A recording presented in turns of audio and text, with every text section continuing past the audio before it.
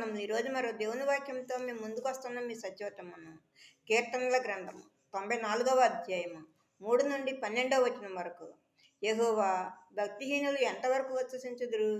భక్తిహీనులు ఎంతవరకు ఉచ్చసించుదురు? వారు వదరసు కఠోరమైన మాటలు పలుకుతున్నారు. దోషం చేయు వారందరూ బింకములాడుతున్నారు. యెహోవా చూచట లేదు, యాకోబు దేవుడు విచారించట లేదు అనుకుని యెహోవా వారు నీ ప్రజలను నలగొట్టుచున్నారు, నీ స్వాస్థ్యమును బాధించుతున్నారు. విధవరాండ్రను పరదేశులను చంపుతున్నారు, తండ్రి లేని వారిని హతము చేయుచున్నారు. జనులలో పశుప్రాయులారా, దీనిని ఆలోచించుడి. బుద్ధిహీనులారా, మీరెప్పుడు బుద్ధిమంతులవుదురు? చెవులను కలగజేసిన వాడు వినకుండునా? కంటిని నిర్మించిన వాడు కానకుండునా? అన్యజనులను శిక్షించువాడు, మనుషులకు తెలివి నేర్పువాడు దండింపక మానునా? నరుల ఆలోచనలు వ్యర్థములని యెహోవాకు తెలిసి ఉన్నవి.